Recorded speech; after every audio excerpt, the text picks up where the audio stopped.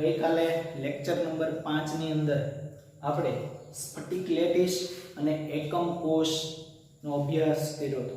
Okay, ત્યારે આપણે એવું બોલ્યા હતા કે સ્ફટિક કોને કહીએ અને એકમ કોષ કોને કહીએ છીએ. સ્ફટિક એટલે કે આખી એક દીવાલ બનેલી છે, તે દીવાલની અંદર નાના નાના પથ્થરનો વારંવાર પુનરાવર્તિત રિપીટ કરેલા છે પથ્થરો, વારંવાર એકનો એક પથ્થર બાજુમાં એની બાજુમાં બીજો પથ્થર, અને આવી આખી દીવાલ તૈયાર થાય છે. તો આ જે દીવાલ તૈયાર થઈ એને આપણે ઉદાહરણ તરીકે લેતા હતા કે આખો બની ગયો આપણો સ્ફટિક બની ગયો છે. અને એકમ કોષ કોને કહીએ છીએ કે એમની અંદર જે નાના નાના પથ્થરનો યુઝ કરવામાં આવેલો છે તેને શું કહીએ છીએ આપણે? એકમ કોષ કહીએ છીએ. હવે સ્ફટિક લેટિસ અને એકમ કોષની અંદર આગળ વધતા પહેલા ટેક્સ્ટ બુક મુજબ ધીમે ધીમે આપણે શરૂઆત કરીએ એની. તો પહેલો જ પ્રશ્ન કંઈક એવો આપણને થાય છે ભાઈ કે અવકાશ લેટિસ એટલે શું? અવકાશ લેટિસ એટલે શું?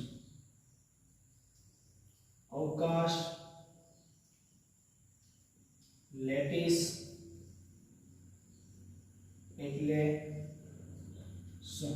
ઉદાહરણ દ્વારા સમજાવો.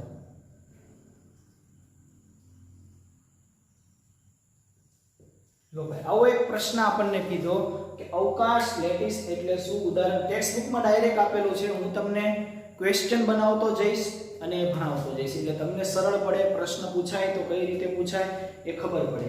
ઓકે, અવકાશ લેટિસ એટલે શું? ઉદાહરણ દ્વારા સમજાવો. તો અવકાશ લેટિસ કહેવો કોને? સ્ફટિક લેટિસ તો આપણે જોયો કાલે કે ભાઈ એની અંદર બિંદુઓ દોરતા હતા અને એક ત્રિપરિમાણીય રચના તૈયાર થતી હતી. આપણે ત્યાં જ આવીએ છીએ, પણ અવકાશ લેટિસ થી આપણે શરૂઆત કરીએ છીએ. અવકાશ લેટિસ એટલે ભાઈ મકાનમાં ભોંયતળિયે ટાઇલ્સ લગાડવાની છે મારે. શું લગાડવાની છે? ટાઇલ્સ લગાડવી છે. તો હું શું કરીશ? ભાઈ મકાનમાં આવી રીતે ટાઇલ્સ લાગશે.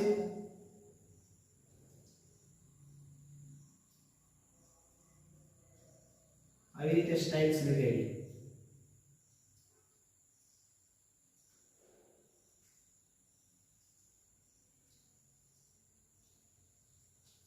ટાઇલ્સ લગાડેલી છે મકાનના ભોંયતળિયે, ટાઇલ્સ લગાડેલી છે. હવે આ જે ટાઇલ્સ લગાડેલી છે તેની મધ્યમાં ઊભા રહીએ. મધ્યમાં હું કોઈ એક સ્ટાઇલમાં ઊભો રહું, ત્યાં કોઈ એક નિશાન કરું છું. મધ્યમાં ઊભો રહી અને ત્યાં એક નિશાન કરું છું. અને મધ્યમાં ઊભો રહી ત્યારે મને કોઈ એક ચોક્કસ ભાગ જોવા મળશે કે આ તરફ જતા સરખી ડિઝાઇન આવે છે, આ તરફ જતા, આ તરફ જતા, આ તરફ જતા, આ તરફ બધી જ તરફ કોઈ ચોક્કસ ભાત જોવા મળે છે. હવે હું શું કરીશ? જે મધ્યમાં જે સ્ટાઇલની નિશાની કરી છે, આ તો સમજવા પૂરતું હું નિશાન કરી આપું છું તમને. જો મધ્યમાંથી જોવામાં આવે, હવે જે સ્ટાઇલ્સ ઉપર હું ઊભો છું અથવા જ્યાંથી હું અવલોકન કરું છું તે સ્ટાઇલ્સથી હું બાકીની બધી સ્ટાઇલ્સને શું કરી દઉં છું? અવગણી નાખું છું. એટલે અવગણી નાખું એટલે કે સ્ટાઇલ્સ છે નહીં એવું માની લઉં છું. ભાઈ સ્ટાઇલ્સ નથી, હવે માત્ર ને માત્ર એક બિંદુઓ છે. તો તમને શું જોવા મળશે? એક ચોક્કસ ભાત જોવા મળશે. શું જોવા મળશે? ચોક્કસ ભાત. અહીંયાથી જોઉં તો આ બાજુ, આ બાજુ, આ બાજુ, આ બાજુ, આ બાજુ ચોક્કસ ભાત જોવા મળે છે.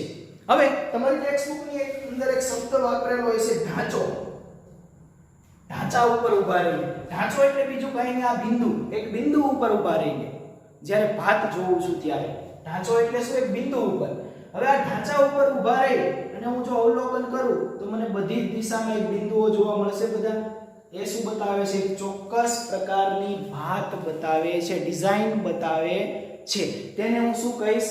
અવકાશ લેટિસ. તો આ જે મારો બની ગયો છે એ શું બન્યો છે? અવકાશ લેટિસ બન્યો છે. એટલે તમારી ટેક્સ્ટ બુકમાં શબ્દ વાપરેલો છે કે આ ઢાંચાને શું કહેવામાં આવે છે?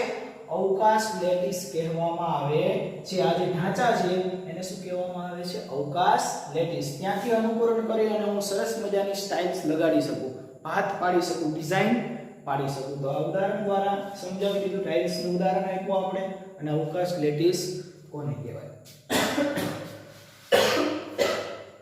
ત્યાર પછી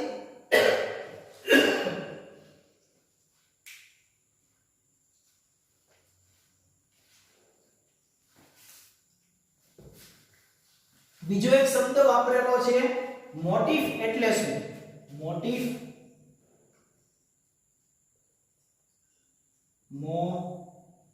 મોટિફ એટલે શું? મોટિફ એટલે શું? તો કે અવકાશ લેટિસ પર, જે અવકાશ લેટિસ હમણાં આપણે બનાવ્યો હતો, આ અવકાશ લેટિસ હતો, અવકાશ લેટિસ પર ઊભા રહી અને જે ભાત જોવા મળે છે, જે દ્વિપરિમાણીય આકાર, આને હું શું કહું છું? મોટિફ કહું છું. આ બિંદુઓને શું કહું છું? મોટિફ. શબ્દ અલગ અલગ વાપર્યા છે એનસીઈઆરટી માં, બાકી છે બધું એકનું એક જ. ઓકે, મોટિફ કહું છું. હવે દ્વિપરિમાણીય મારે રચના બનાવવી છે, દ્વિપરિમાણીય રચના. તો આ બિંદુઓને આમ જોડું તો કોઈ રચના બનશે? અરે થઈ આવી તૈયાર, આ રચના તૈયાર થઈ. લો, આને શું કહીએ છીએ આપણે? મોટિફ. તો વ્યાખ્યા એવી આપી શકાય કે અવકાશ લેટિસ પર બંધારણીય એકમોને તેમના બિંદુઓના સ્થાન એટલે બિંદુઓના સેટ પર મૂકી અને જે દ્વિપરિમાણીય રચના જોવા મળે છે તેને આપણે શું કહીશું? મોટિફ કહીશું. ક્લિયર? ફરી એક વખત બોલું છું, યાદ રાખો, લખી લેજો કે અવકાશ લેટિસ પર બંધારણીય એકમોના તેમના બિંદુઓના સેટ પર મૂકી અને જે દ્વિપરિમાણીય રચના જોવા મળે છે તેને આપણે મોટિફ કહીશું. આ દ્વિપરિમાણીય રચના લેટિસના બિંદુઓના સ્થાન પર મૂકી દઈએ પોતપોતાના સ્થાન ઉપર, અને જે કંઈ રચના જોવા મળશે દ્વિપરિમાણીય રચના, 3D ની દ્વિપરિમાણીય રચના જોવા મળશે તેને આપણે શું કહીશું? મોટિફ કહીશું. ઓકે, ત્યાર પછી આગળ વધીએ આપણે. એના પછીનો પ્રશ્ન આપણો એવો છે કે દ્વિપરિમાણીય સ્ફટિક રચના એટલે શું? તો પછી પ્રશ્ન એવો થાય મોટિફ ભણ્યા પછી તો દ્વિપરિમાણીય રચના એટલે શું? ત્યાર પછી ત્રીજો પ્રશ્ન કઈ એવો ઉદ્ભવે આપણને કે દ્વિપરિમાણીય સ્ફટિક રચના, દ્વિપરિમાણીય સ્ફટિક રચના એટલે શું? અથવા તો દ્વિપરિમાણીય સ્ફટિક રચના સમજાવો. ત્યાર પછી પ્રશ્ન એવો ઉદ્ભવે તો જ્યારે અવકાશ લેટિસના બિંદુઓના મોટિફ પર મૂકવામાં આવે છે, અવકાશ લેટિસના બિંદુઓને, અવકાશ લેટિસ એટલે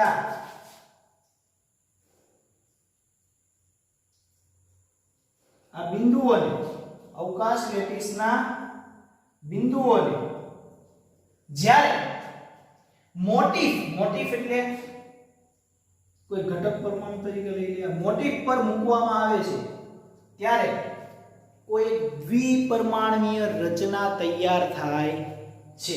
હવે જે દ્વિપરિમાણીય રચના તૈયાર થાય છે, બીજા શબ્દોમાં કહીએ તો અવકાશ લેટિસ સ્ફટિકોની રચના માટે કાલ્પનિક ઢાંચો છે.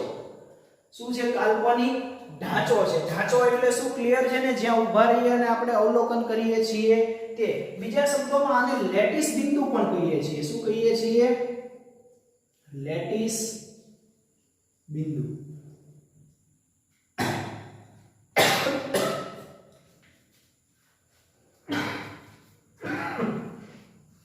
બીજા શબ્દોમાં આપણે આને લેટિસ બિંદુ કહીએ છીએ. લેટિસ બિંદુ કોને કહેવાય? કે જે ઘટક કણો છે આખા લેટિસને રિપ્રેઝન્ટ કરતો હોય એવું બિંદુ, એને આપણે શું કહીએ છીએ? લેટિસ બિંદુ કહીએ છીએ. ત્યાર પછી લેટિસ બિંદુઓની અવકાશીય ગોઠવણી વિવિધ પ્રકારે થઈ શકે. આ લેટિસ બિંદુઓ છે એની ગોઠવણી તો કઈ રીતે થઈ શકે? તો કે વિવિધ પ્રકારે થઈ શકે. કઈ રીતે થઈ શકે? હું દોરી બતાવું કે ગઈકાલે મેં દોરી થી એમાં તમને આવી રીતે મેં બતાવ્યું હતું કે લેટિસ બિંદુઓ, એની અંદર સમૂહ તમે આવી રીતે લઈ શકો. આ શું છે? લેટિસ બિંદુઓ. આ લેટિસ બિંદુઓ છે. આ એક પ્રકારે ગોઠવણી થઈ. આ એક પ્રકાર, અને અહીંયા બીજો પ્રકાર બતાવું છું. બીજો પ્રકાર એટલે આવો થાય, બંનેની વચ્ચે એક, આ બંનેની વચ્ચે એક, આ બંનેની વચ્ચે એક, અહીંયા એક, અહીંયા એક, અહીંયા એક, અહીંયા એક, અહીંયા એક, અહીંયા એક, અહીંયા એક. લો આ લેટિસ બિંદુઓની ગોઠવણી તૈયાર થઈ. હવે આ બે રીતે થઈ શકે, એક A પ્રકાર અને આ બીજો B પ્રકાર. આ કોણ છે? તો લેટિસ બિંદુઓ છે. લેટિસ બિંદુઓ કહીએ છીએ લેટિસ બિંદુઓ ઉપરથી આપણને રિપ્રેઝન્ટ જો એને કરવા હોય તો બે રીતે કરી શકીએ. એક તો તમે સીધા લાઈનમાં ગોઠવો અને બીજા કે બે લેટિસ બિંદુઓની વચ્ચે એક બિંદુ. ઓકે, હવે આવું કેમ કર્યું? તો કે એવું કરવાનું કારણ એ છે કે ભાઈ પેકિંગ ક્ષમતા એની વધે. ગોઠવણી બદલે એટલે પેકિંગ ક્ષમતા વધે. માનો કે એક ડબ્બો લઈ લઈએ, એક ડબ્બાની અંદર મારે લડ્ડુ ભરવા છે. પાણી આવી ગયું મોઢામાં. લડ્ડુ ભરવા છે. હવે એ લડ્ડુને હું ગોઠવવાનું કે ડબ્બાની અંદર ભરવાનું કે તો હું શું કરીશ કે આ એક લડ્ડુ, આ બીજો લડ્ડુ, આ ત્રીજો લડ્ડુ ડબ્બાની અંદર આમ ભરી દઈશ. પછી પાછો આના ઉપર એક, આના ઉપર એક, આના ઉપર એક, આના ઉપર ગોઠવતો જઈશ. તો આવી રચના થશે. અને બીજું કઈ રીતે ભરી શકાય? તો કે આ લડ્ડુ લીધા, પહેલી લાઈનમાં ગોઠવી દીધી લડ્ડુની, પછી બે લડ્ડુની વચ્ચે એક લડ્ડુ, આ બંનેની વચ્ચે એક, આ બંનેની વચ્ચે એક.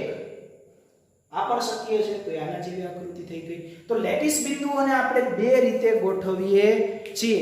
લેટિસ બિંદુઓ એટલે શું? તો એ એક પ્રકારના ઘટક કણો છે. કોણ છે? ઘટક કણો, જે અણુ, પરમાણુ કે આયન હોય છે. લેટિસ બિંદુ એટલે શું? તો કે એ એક પ્રકારનો પરમાણુ, અણુ, પરમાણુ કે આયન, ઘટક કણો જ રજૂ કરે છે. તો આખા લેટિસનું એ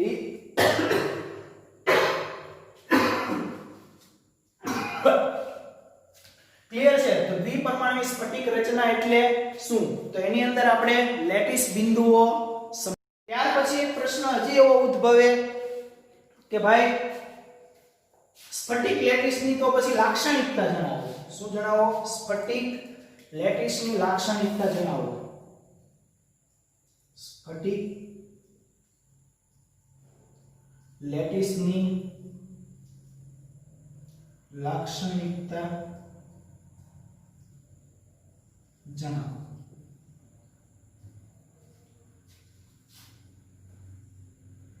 ચાલો સ્ફટિક લેટિસની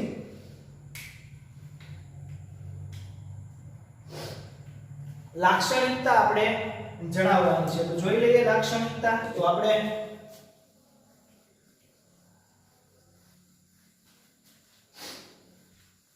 સ્ફટિક લેટિસની લાક્ષણિકતા જણાવો. અત્યાર સુધી જે આપણે વાત કરતા હતા તે અવકાશ લેટિસ હતો. હવે ક્યાં આપણે મુખ્ય ટોપિક ઉપર પહોંચી ગયા છીએ કે સ્ફટિક લેટિસની લાક્ષણિકતા જણાવો. તો સ્ફટિક લેટિસની લાક્ષણિકતા કઈ છે? તો કે અત્યાર સુધી જે અવકાશ લેટિસ હતો, અવકાશ લેટિસ એ કેવો હતો? દ્વિપરમાણુય હતો, એટલે 2D હતો, જેને આપણે જોઈ શકીએ સરળતાથી.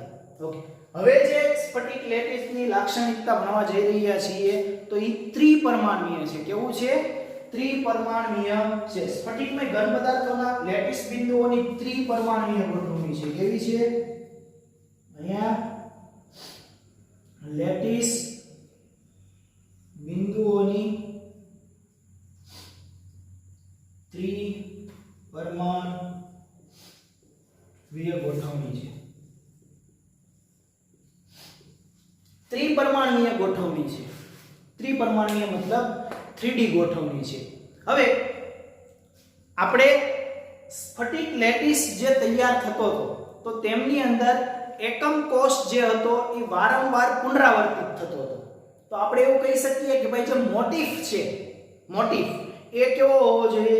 સમાન હોવો જોઈએ. એટલે જે દીવાલ બનાવું છું તો એની અંદર પથ્થર યુઝ કરું છું તો પહેલા હું 2 ફૂટનો પથ્થર લઉં, પછી બીજો પાછો પથ્થર 3 ફૂટનો લઉં, પછી 5 ફૂટનો પથ્થર લઉં, પછી 2.5 ફૂટનો પથ્થર લઉં, પછી આખી દીવાલ તૈયાર કરું. તો દીવાલ તો તૈયાર થાય છે, પરંતુ એમની અંદર જે એકમ કોષ વાપરેલા છે એમની લંબાઈ, એમનું જે ડિસ્ટન્સ છે એ કોઈ ફિક્સ છે નહીં. એટલે એવું નથી કરવાનું. આપણે જે અહીંયા સ્ફટિક લેટિસ બનાવવા જઈ રહ્યા છીએ તેમની અંદર પુનરાવર્તિત થતો એકમ, એટલે કે જે આપણો એકમ કોષ જે છે, જે મોટિફ આપણે જે કહીએ છીએ એ જ્યારે પુનરાવર્તિત થાય છે ત્યારે એક સમાન હોવો જોઈએ.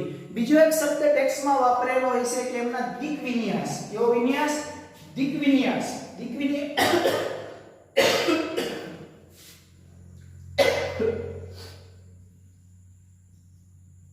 દિક્વિન્યાસ સમાન હોવો જોઈએ. દિક્વિન્યાસ એટલે શું? દિક્વિન્યાસ એટલે દિશાકીય. શું થાય? દિશાકીય.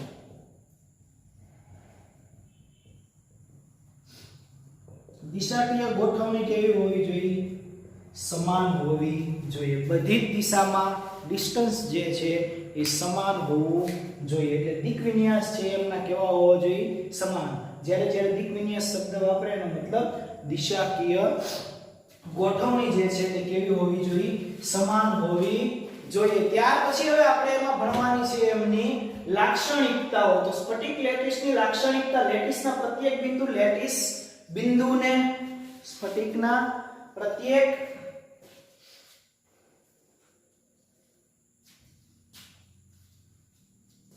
આ કાઢી નાખો, હવે જરૂર નથી આની.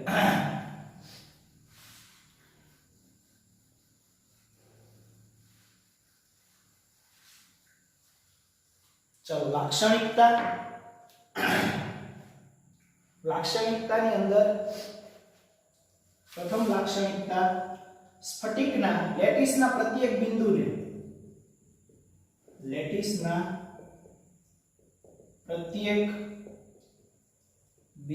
શું કહેવાય છે? લેટિસ સ્થાન અથવા તો લેટિસ બિંદુ કહેવામાં આવે છે. લેટિસ સ્થાન અથવા તો લેટિસ બિંદુ કહેવામાં. માનો કે કોઈ એક સ્ફટિક મારો બનેલો છે. ઓકે, તો સ્ફટિકની અંદર આખો ક્રિસ્ટલ જે છે એ એમની અંદર મેં બનાવ્યું તો નાનો એવો એક ક્રિસ્ટલ. તમને આ તો નાનો એક એકમ કોષ લઉં છું હું અહીંયા.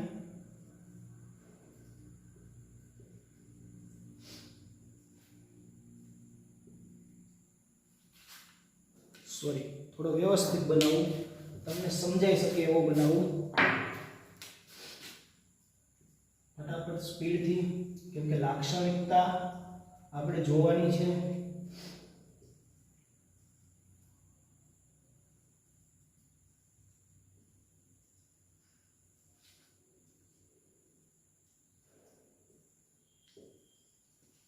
ચાલો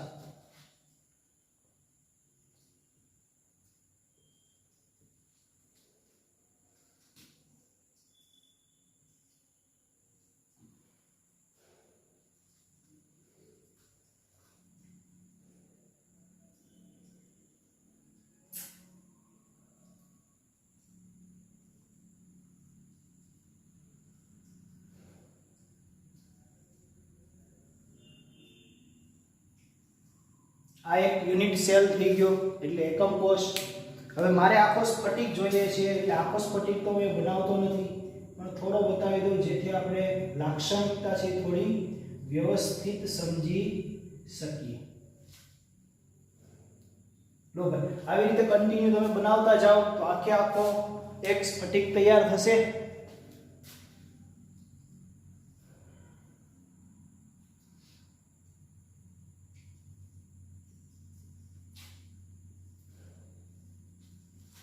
આવી રીતે કન્ટિન્યુ બનાવતા જાઓ તો આખો એક સ્ફટિક તૈયાર થશે. તો પહેલી લાક્ષણિકતા લેટિસના પ્રત્યેક બિંદુઓ લેટિસ સ્થાન છે. આ બિંદુઓ જે દેખાય છે તે કોણ છે? આ બિંદુઓ દેખાય છે, આમાં છે જ પહેલેથી.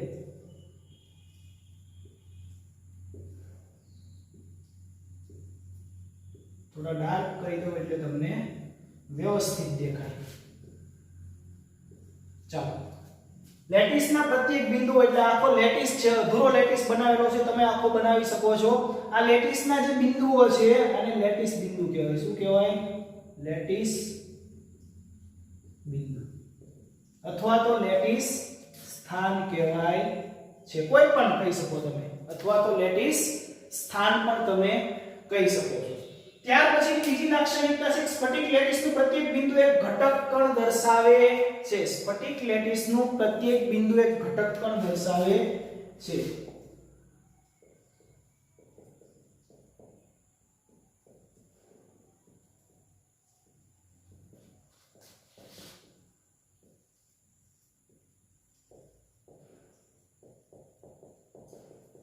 ઘટક કણ દર્શાવે. ઘટક કણ દર્શાવે, ઘટક કણ તરીકે કોણ હોઈ શકે? અણુ, પરમાણુ કે આયન. તો આ લેટિસ બિંદુ છે એ શું બતાવે છે? અહીંયા જે આપણે જેને લેટિસ બિંદુ કીધું છે, લેટિસ બિંદુ આ બધા લેટિસ બિંદુઓ જ છે. એ લેટિસ બિંદુઓ શું બતાવે છે? તો સ્ફટિક લેટિસનું પ્રત્યેક બિંદુ એક ઘટક કણ દર્શાવે છે. તો આનો આ શું થઈ ગયો? એક લેટિસ બિંદુ જે છે તે શું બતાવે છે? એક ઘટક કણ દર્શાવે છે. ઘટક કણ એટલે કોણ? તો કે આ અણુ હોઈ શકે, પરમાણુ પણ હોઈ શકે અને આયન પણ હોઈ શકે. અણુ, પરમાણુ કે આયન કંઈ પણ હોઈ શકે. ત્યાર પછીની જે ત્રીજી લાક્ષણિકતા જે આપણી છે એ લેટિસ બિંદુઓનો ભૌમિતિક આકાર જે છે એને જો જોવામાં આવે, વ્યક્ત કરવામાં આવે તો લેટિસ બિંદુઓને સીધી લીટીમાં જોડી દેવામાં આવે તેનો ભૌમિતિક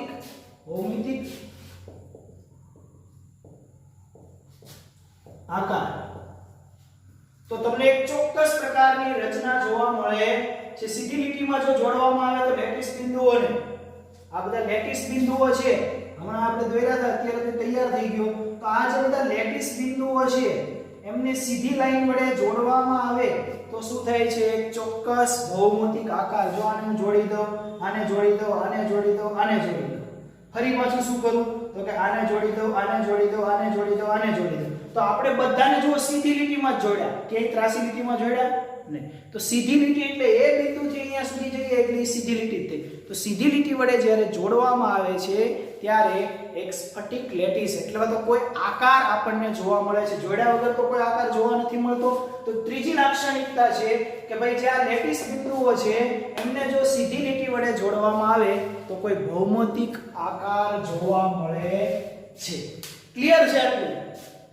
ઓકે. ત્યાર પછી આગળ વધીએ. હજી આપણે થોડા હવે પછી જે છે એ જે પ્રશ્ન છે આપણો તે કંઈક એવો છે કે ભાઈ નાનકડા ભાગને એકમ કોષ કહીએ છીએ અને આ બધું તો આપણે ભણી ગયા એટલે વધારે ડિટેલમાં હવે ચર્ચા કરતો નથી. સ્ફટિક લેટિસ કોને કહેવાય, એની લાક્ષણિકતા મુખ્ય હતી. ઓકે. બાકીનું બધું આપણે ભણી ગયા કે ભાઈ સ્ફટિક આખો જે તૈયાર થાય એમાં એક નાનો ભાગ હોય એને શું કહેવાય? એકમ કોષ કહીએ છીએ. આને શું કહીએ છીએ? એક એકમ કોષ, આ બીજો એકમ કોષ, આ ત્રીજો એકમ કોષ, આવા ઘણા બધા એકમ કોષ ભેગા થઈ અને સ્ફટિક તૈયાર થાય છે. ઓકે. ચાલો આગળ વધીએ. હવે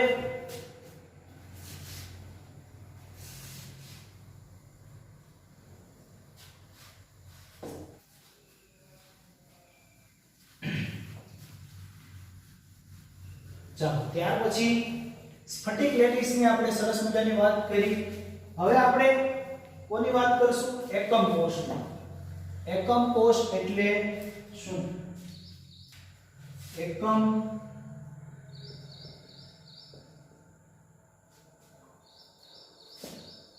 કોષ એટલે શું? તો ચાલો એકમ કોષ એટલે શું હમણાં આપણે જે ભણી ગયા તેની તે જ સ્ફટિકને સંપૂર્ણપણે વ્યાખ્યાયિત કરવા, સ્ફટિકને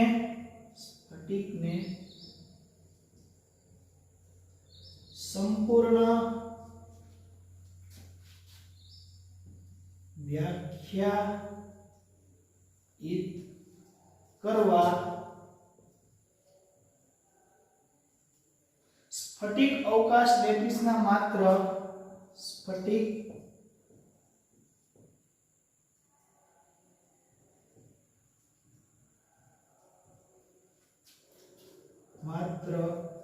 અવકાશની જરૂર પડે છે. સોરી, સ્ફટિકના અવકાશ લેટિસના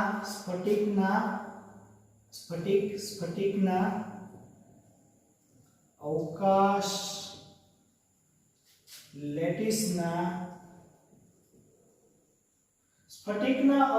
લેટિસના માત્ર નાનકડા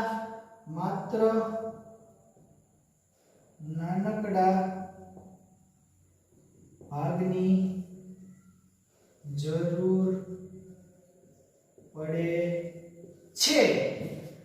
આ નાનકડા ભાગને એકમ કોષ કહીએ છીએ.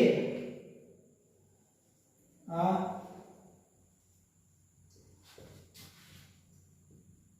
ભાગને એકમ કોષ કહીએ છીએ. ચાલો, એકમ કોષ એટલે શું? તો કે સ્ફટિકને સંપૂર્ણ વ્યાખ્યાયિત કરવા. સ્ફટિકને વ્યાખ્યાયિત કરવો હોય ભાઈ, સ્ફટિક એટલે શું? તો એ આખા સ્ફટિકને વ્યાખ્યાયિત કરવા સ્ફટિકના અવકાશ લેટિસના માત્ર નાનકડા ભાગની જરૂર પડે છે. તો આખો સ્ફટિકને મારે વ્યાખ્યાયિત કરવો હોય તો એક નાના ભાગની જરૂર પડે કે નહીં? તો એ જે નાનો ભાગ છે એને શું કહેવાય છે? એકમ કોષ કહીએ છીએ. નાના ભાગને શું કહીએ છીએ? એકમ કોષ કહીએ છીએ. તો આ નાનો ભાગ આ થઈ ગયો આપણો એકમ કોષ, અને આખે આખો થઈ ગયો મારો સ્ફટિક. તો એમ જ કીધું સ્ફટિકને સંપૂર્ણ એટલે આખે આખા સ્ફટિકને સંપૂર્ણ વ્યાખ્યાયિત કરવા સ્ફટિકના આખે આખા સ્ફટિકના અવકાશ, અવકાશ એટલે કોઈ સ્થાન, લેટિસના માત્ર નાનકડા ભાગની જરૂર પડે છે. તેને આપણે શું કહીએ છીએ? એકમ કોષ. ક્લિયર છે એકમ કોષ? ઓકે, ત્યાર પછી આગળ વધીએ આપણે કે તમારી ટેક્સ્ટ બુક ની અંદર થોડી આકૃતિઓ બતાવેલી છે, જો અલગ અલગ એંગલની. ઓકે, આકૃતિ આપણે દોરી લઈએ અને આકૃતિ ઉપરથી તમને સવાલ એવો કદાચ પૂછે નહીં, પણ માનો કે ભાઈ 2 માર્ક્સમાં પૂછી પણ નાખે કે ભાઈ આકૃતિની મદદથી દ્વિપરિમાણ રચનાના ખૂણા વિશે માહિતી આપો. દ્વિપરિમાણીયના ખૂણાઓ, ત્રિપરિમાણીય ખૂણા નહીં, દ્વિપરિમાણીયના ખૂણા વિશે માહિતી આપો. તો શું કરવાનું? આપણે પ્રશ્ન એવો કંઈ પૂછે આકૃતિની મદદથી દ્વિપરિમાણ રચનાના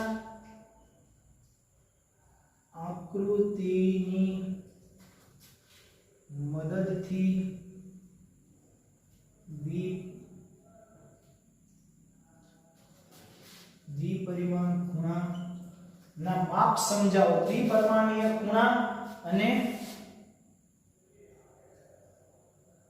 બાજુની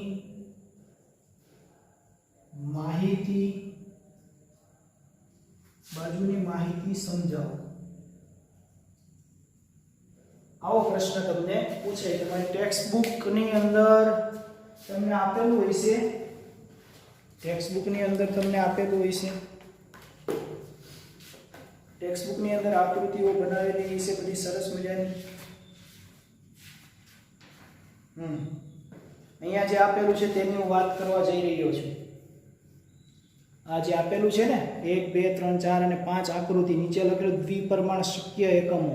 ઓકે, શક્ય એકમોની વાત કરવા જઈ રહ્યો છું. તો એ જો પ્રશ્ન એટલો પૂછવો હોય તો કઈ રીતે? આકૃતિની મદદથી દ્વિપરિમાણ ખૂણા અને બાજુની માહિતી આપો. તો ખૂણા, આ બધી આકૃતિ દોરવાની, પછી એના ખૂણાની માહિતી આપી દેવાની. ખૂણાની માહિતી અહીંયા જે આપેલી છે તે જ માત્ર આપવાની છે.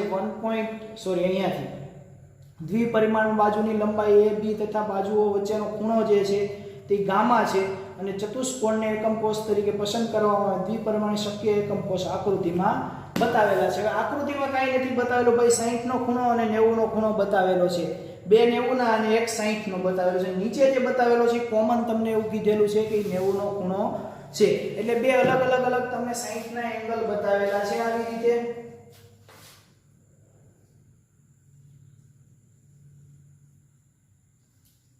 આ એક એંગલ 60 નો બતાવેલો છે,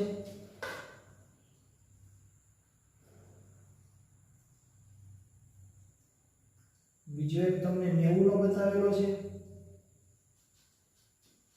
પાછો જે એક બતાવેલો છે એ 60 નો બતાવેલો છે,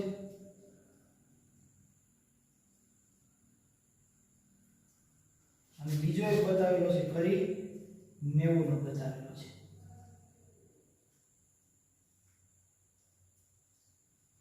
ઓકે, આ છે તમારો A, પછી AD, આ થઈ ગયો AB, ફરી આપેલો છે અને આ થઈ ગયો AB. આવા ખૂણા તમને બતાવેલા છે. ચાલો, હવે જે AB આપેલો છે એને હું ગામા પણ કહી શકું. આને વ્યવસ્થિત AB કરીને બતાવી દો.